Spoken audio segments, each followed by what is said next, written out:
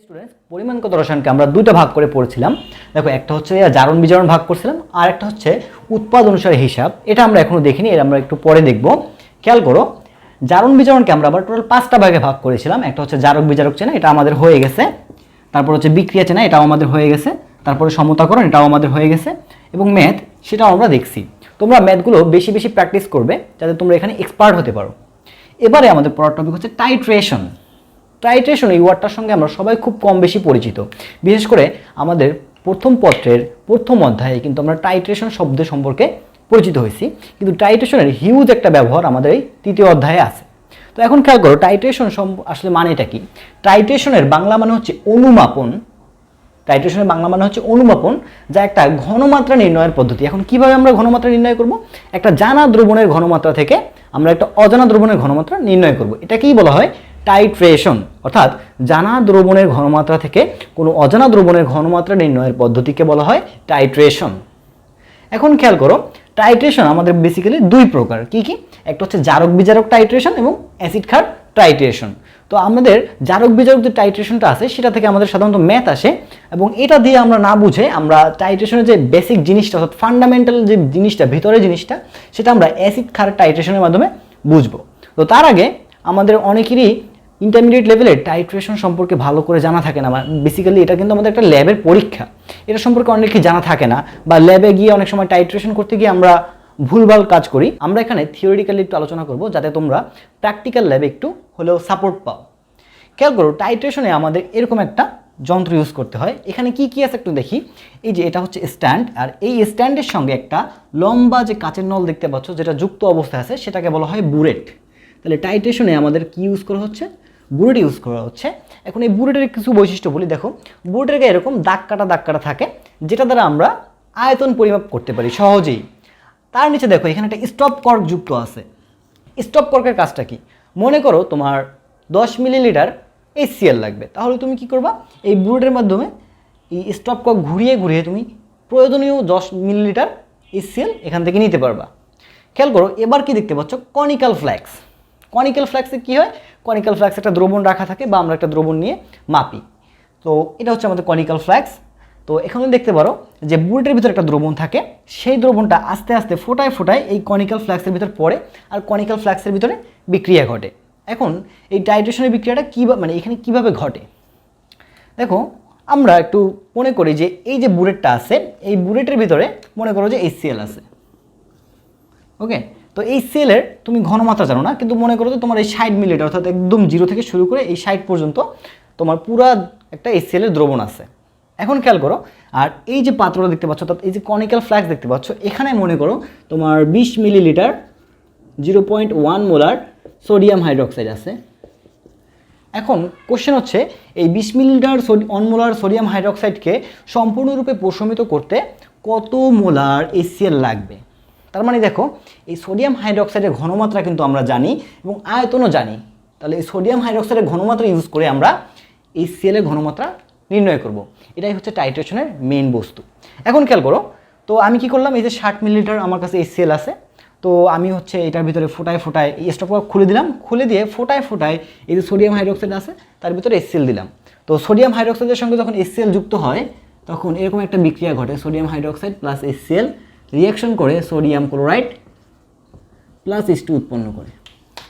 এখন একটা জিনিস চিন্তা করো, যে আমরা নির্দেশক ইউজ করি।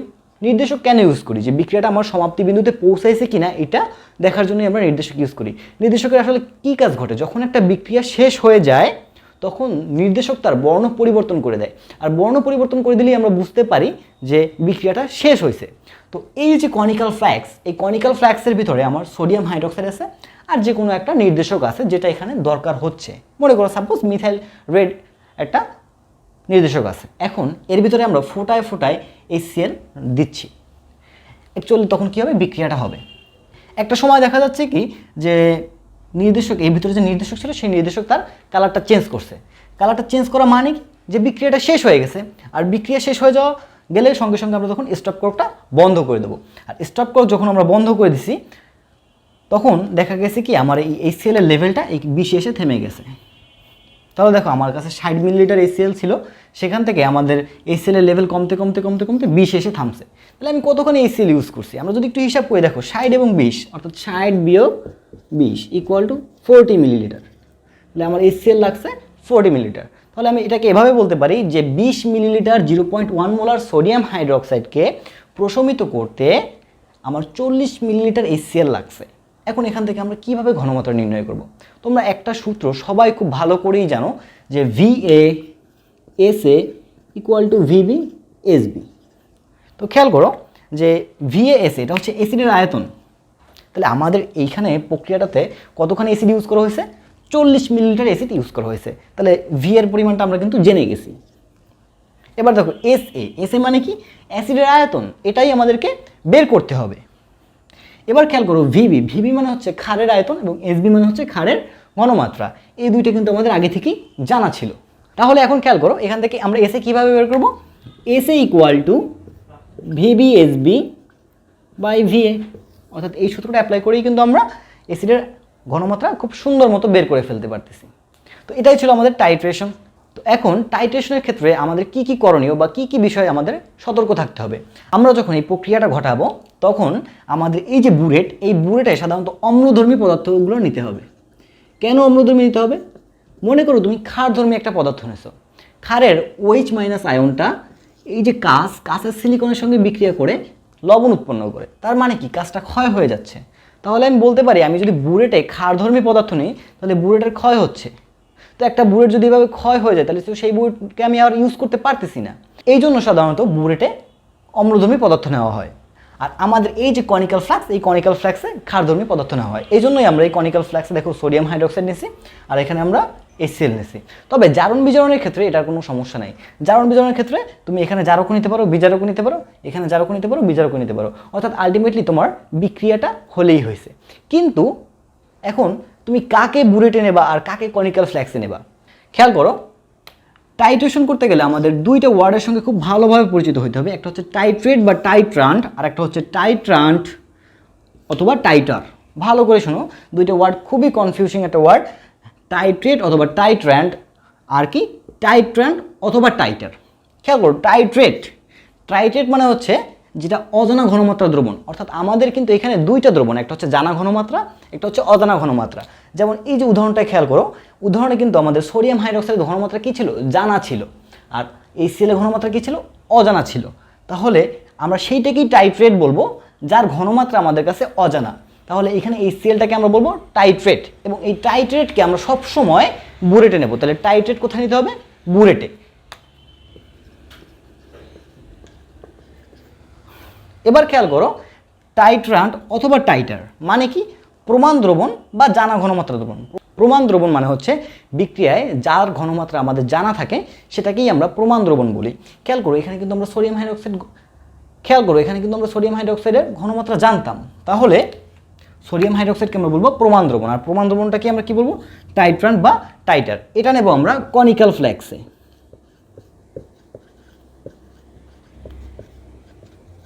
তাহলে আমরা দুইটা জিনিস শিখলাম, একটা হচ্ছে টাইট্রেট বা টাইট্রান্ট যেটাকে আমরা বুলেটে নেব এবং এটা ঘনমাত্রা আমাদের অজানা থাকবে, আর টাইট্রান্ট বা টাইটার এটাকে আমরা কনিক্যাল ফ্লাক্সে নেব যার ঘনমাত্রা আমাদের জানা থাকবে। টাইট্রেশনের সঙ্গে অতি সম্পৃক্ত একটা জিনিস হলো আয়োডোমিতি এবং আয়োডিমিতি।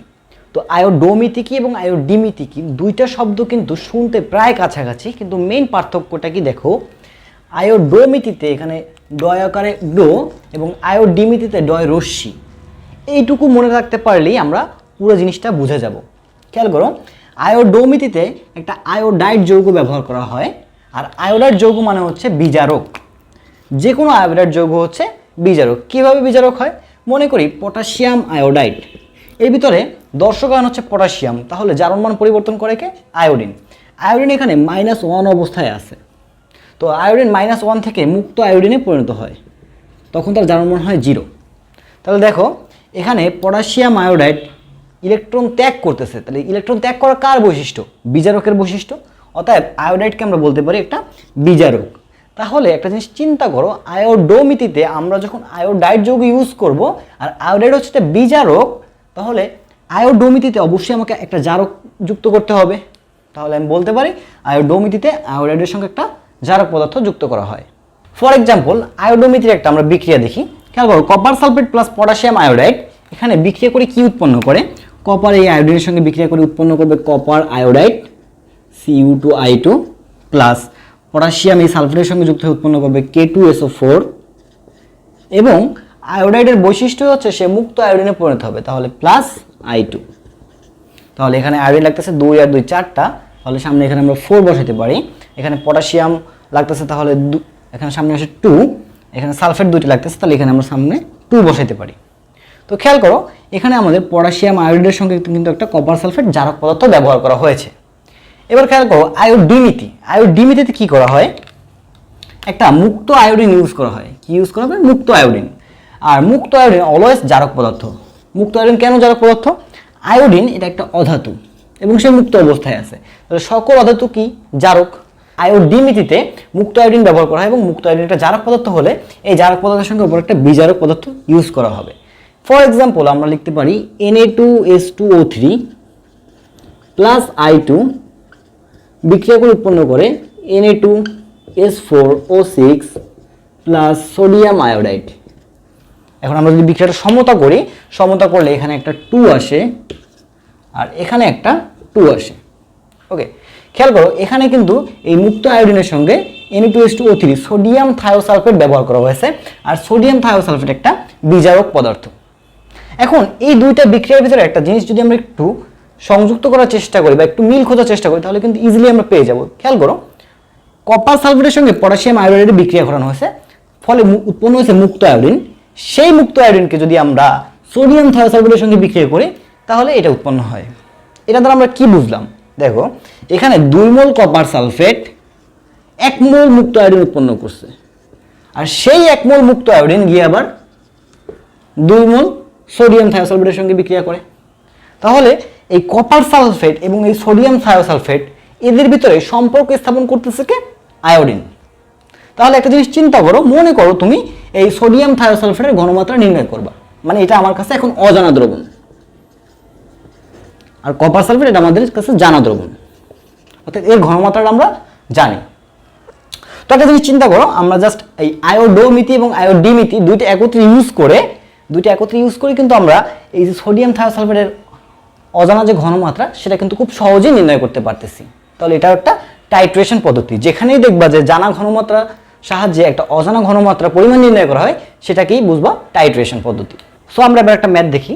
দেখো বলছি 50 মিলিলিটার কপার সালফেট দ্রবণে পটাশিয়াম আয়োডাইড যোগ করে বিমুক্ত আয়োডিনকে টাইট্রেশন করতে 0.15 মোলার Na2H2O3 সোডিয়াম থায়োসালফেট দ্রবণের 35 মিলিলিটার প্রয়োজন হলে উক্ত কপার সালফেট দ্রবণে কপার 2+ আয়নের পরিমাণ কত? সো এখন এখানে আমাদের প্রশ্নটা কি বলছে সেটাকে বুঝতে হবে। দেখো বলছে কি কপার সালফেট দ্রবণে পটাশিয়াম আয়োডাইড যোগ করে বিমুক্ত আয়োডিন, তাহলে আমরা কপার সালফেট দ্রবণের সঙ্গে পটাশিয়াম আয়োডাইড যুক্ত করলে উৎপন্ন হয় Cu2I2 plus 2K2SO4 plus I2। এখানে একটা 2 আসে, এখানে 4 আসে। এবার খেয়াল করো যে বিমুক্ত আয়োডিন পাওয়া গেছি, এই যে বিমুক্ত আয়োডিন, সেই বিমুক্ত আয়োডিনকে টাইট্রেশন করতে 0.15 মোলার Na2H2O3, তার মানে এই যে সোডিয়াম থায়োসালফেট তার সঙ্গে এই বিমুক্ত আয়োডিনের বিক্রিয়া ঘটানো হয়েছে। তাহলে বিক্রিয়াটা কি দেখো, Na2H2O3 প্লাস I2 বিক্রিয়া করে উৎপন্ন করে Na2S4O6 plus I2। Na2S4O6 plus NaI অর্থাৎ সোডিয়াম আয়োডাইড, এখানে বিক্রিয়া হিসাব অনুসারে 2 আসে, এখানে একটা 2 আসে। তাহলে এখন আমরা একটু একটা হিসাব লেখার চেষ্টা করি। দেখো 2 mole copper sulphate 1 mole iodine উৎপন্ন করছে, সেই আয়োডিনকে আমরা পরবর্তীতে 2 মোল সোডিয়াম থায়োসালফেটের সঙ্গে বিক্রিয়া ঘটাইছি, ফলে বিক্রিয়াটা সম্পূর্ণরূপে প্রশমিত হয়েছে। তাহলে এখান থেকে আমরা কি সম্পর্ক পাই?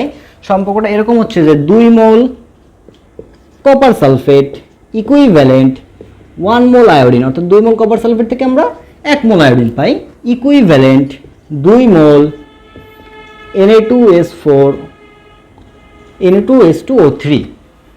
ওকে, তাহলে দেখো আমাদের এখানে জানা দ্রবণকে, নিশ্চয়ই সোডিয়াম থায়োসালফেট আমাদের জানা দ্রবণ, আর কপার সালফেটটা কি আমাদের অজানা দ্রবণ। তাহলে আমাদের এখানে কপার সালফেটের ঘনমাত্রা নির্ণয় করতে হবে। তাহলে আমরা এই আয়োডিনটাকে বাদ দিতে পারি। তো খেয়াল করো 2 মোল কপার সালফেট ইকুইভ্যালেন্ট আমাদের কি আসতেছে 2 মোল সোডিয়াম থায়োসালফেট। তো এটাকে আমরা একটু সুন্দরভাবে আরও লিখতে পারি এভাবে যে 1 মোল সোডিয়াম থায়োসালফেট ইকুইভ্যালেন্ট 1 মোল কপার সালফেট। তাহলে এই 1 মোলকে আমরা কিভাবে লিখতে পারি? 1 মোল সমান আমরা লিখতে পারি 1000 millilitre 1 molar sodium thiosulphate equivalent. এখন একটা জিনিস চিন্তা করো, আমাদের এখানে কপার 2+ আয়নের পরিমাণ নির্ণয় করতে বলছে। তো কপার সালফেট এখানে কয়টা কপার 2+ আয়ন আছে? একটাই কপার 2+ আয়ন আছে। তাহলে কপার সালফেটের পরিবর্তে আমরা এখানে লিখতে পারি কপার 2+। এখন একটা জিনিস চিন্তা করো, 1 মোল কপার 2+ আয়নের ভর কত? আমাদের এখানে যেহেতু পরিমাণ বলছে, তার মানে আমাদের এখানে ভর নির্ণয় করতে হবে। তাহলে কপারের যা ভর আর কপার 2+এরও ভর একই। তো 1 মোল কপারের ভর হচ্ছে 63.5 গ্রাম। তাহলে আমরা এখানে লিখতে পারি 63.5 গ্রাম কপার 2+ আয়ন। এখন একটা জিনিস দেখো যে আমাদের এখানে 0.15 মোলার এবং 35 মিলিলিটার সোডিয়াম থায়োসালফেট, অর্থাৎ সোডিয়াম থায়োসালফেটের ঘনমাত্রা এবং আয়তন দেওয়া আছে। তাহলে এখানে সরাসরি লিখতে পারি যে 35 millilitre 0.15 molar sodium thiosulphate equivalent 63.5 গুণ 35 গুণ 0.15 বাই 1000 ইন্টু 1। সো আলটিমেটলি অ্যান্সারটা আসে 0.335 গ্রাম কপার 2+। তাহলে আমি বলতে পারি যে উক্ত কপার সালফেট দ্রবণে 0.335 গ্রাম কপার 2+ আয়ন আছে। তো এখন দেখো আমরা কিন্তু এখানে জাস্ট ভরটা নির্ণয় করছি। তোমাকে যদি ঘনমাত্রা নির্ণয় করতে বলতো তাহলে সেটা আরও ইজি। ওকে, তুমি এখান থেকে কিন্তু ঘনমাত্রাটাও চাইলে নির্ণয় করতে পারো। S = W × 1000 বাই mv, এই সূত্র প্রয়োগ করেও কিন্তু তুমি কপার 2+ আয়নের ঘনমাত্রাটা নির্ণয় করতে পারো। সো এখানে আমাদের ভর যেহেতু চাইছি, সো আমরা ভর নির্ণয় করছি, আর ভর থেকে তুমি কিন্তু ঘনমাত্রাও নির্ণয় করতে পারবে। সো এটাই ছিল আমাদের টাইট্রেশনের একটা প্রয়োগ। আবার আমি এটাকে বলতে পারি আয়োডোমিতির একটা প্রয়োগ। আয়োডোমিতি এবং আয়োডিমিতি কিন্তু টাইট্রেশনের অভ্যন্তরে।